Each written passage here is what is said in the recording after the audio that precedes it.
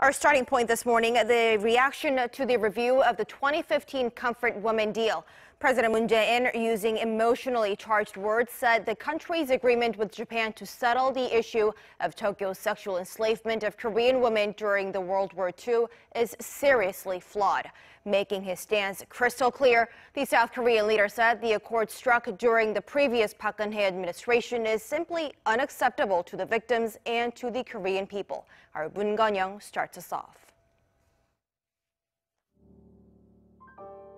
Comfort women is a euphemistic term referring to the tens or even hundreds of thousands of women from all around Asia, mostly from the Korean peninsula, who were forced to sexual slavery by the Japanese military before and during the Second World War.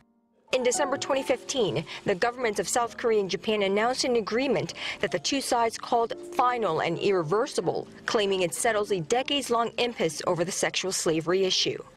Unworkable is what the new South Korean President Moon Jae-in called the 2015 agreement reached under his predecessor, as it is faulty in procedure and content, a day after a state-appointed panel concluded that the agreement, in which Japan agreed to provide funds for the dwindling number of survivors, had failed to properly communicate with the victims before reaching the deal. In a readout by a spokesperson, the president said the agreement was seriously flawed and cannot solve the long-standing issue. This runs afoul of the established universal principle of the international community for setting history issues, and above all, it was a political agreement that does not include the victims themselves and the Korean people. The South Korean leader ordered follow-up measures to resolve the dispute with Japan over the sex slavery issue. Despite the burden of the past agreement being a formal promise between governments that was ratified by the leaders of both countries, I, as president, along with the Korean people, make it clear again that the comfort woman issue cannot be settled through this deal.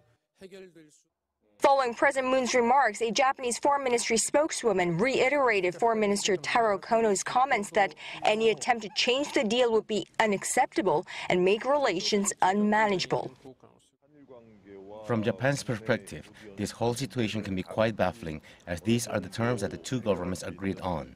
So the current South Korean government will have to come up with some kind of diplomatic measure that takes account both their relations and satisfy the public sentiment, as well as the victims themselves. It would be most ideal if it can negotiate a way with Japan to revise the 2015 agreement to reflect South Korean public sentiment. Citing government officials in Tokyo, Japan's Kyodo news agency and Asahi Shimbun reported that it might be difficult for Abe to visit Pyeongchang, adding that Tokyo is closely watching Korea's next move on the wartime sexual slavery issue when follow-up measures are revealed by South Korea next month. Prime Minister Abe has not yet officially responded to President Moon Jae-in's invitation to the opening ceremony, but pundits say his attendance at the Olympics would be seen as an encouraging sign for bilateral relations going forward.